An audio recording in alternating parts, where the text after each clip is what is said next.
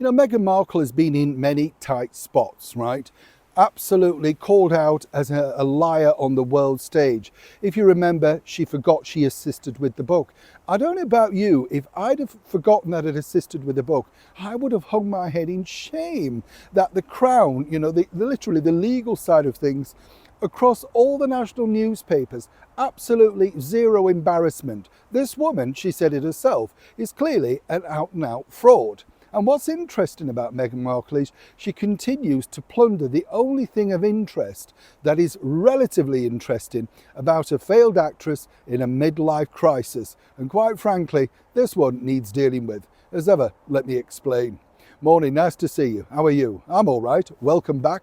Lovely to have your company, whatever you're doing. And by the way, I'm glad you enjoyed The Secrets of the Black Door with Downing Street. Fascinating, isn't it? I know. And many of you said, you know, it's a bit weird, isn't it? Because you said, well, black's a bit severe. I agree in many respects, but then you might say the white, as in the White House, also maybe looks like a Disney castle. You know, what colour do you pick that says, you know, in charge, control, masterful, whatever? I don't know. I think the Downing Street red door, I think, take two. I don't know. I think the Downing Street Black Door really is iconic. And, you know, lots and lots of people copied that particular look.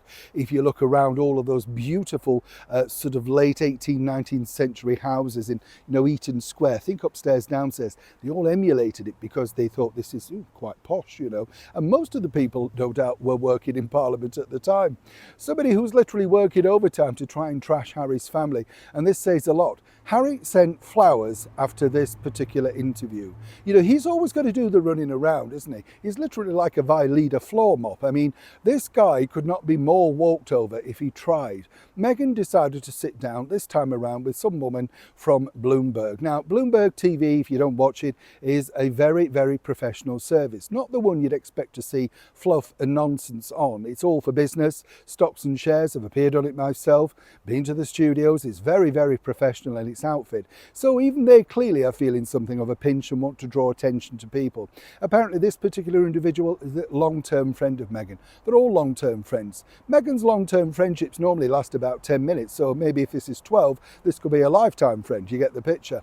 What's interesting here though is that once again in this pre-agreed questionnaire, and let me just get that clear to you chums, everything is agreed in advance. Meghan, the way she bit into the burger, the, you know, patting the thing, it's all choreographed, you know. She is not having any surprises.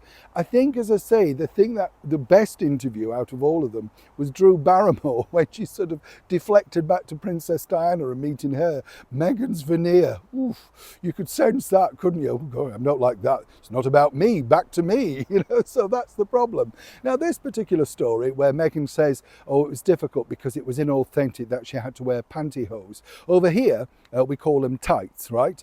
They make apparently your legs very nice, you know, very shapely, very shiny, and of course cover any blemishes or things that you want to cover up.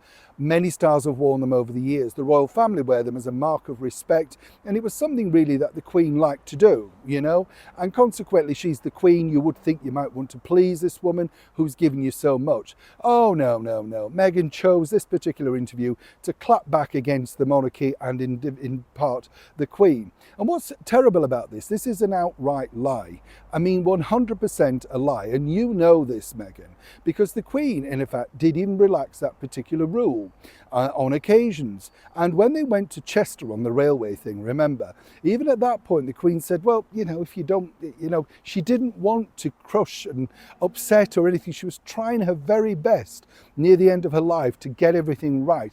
I felt really sorry for this woman. I really do, you know, because this ungrateful person, right, she really is totally ungrateful. She could have said, it wasn't really what I wanted to do, but I understood and respected that the Queen liked you to dress a certain way. I had no problem with it. Oh no, it wasn't authentically me. You're a fraud. You've said it yourself. The kitchen show's a fraud. It's not your kitchen. You don't cook the food. The friends are in and out for 10 minutes. At what point are organisations like Bloomberg, supposedly a professional news organisation, going to call this sort of behaviour out? It is literally down to the digital platform era to say, Meghan, you know that's a lie. Angela Kelly knows that's a lie. And the late Queen knew that was a lie. If you can live with it, good for you. But the rest of the world, now know, a little bit like the book that you forgot to mention you helped with, it's another lie. Neil Shawn, Kensington, London.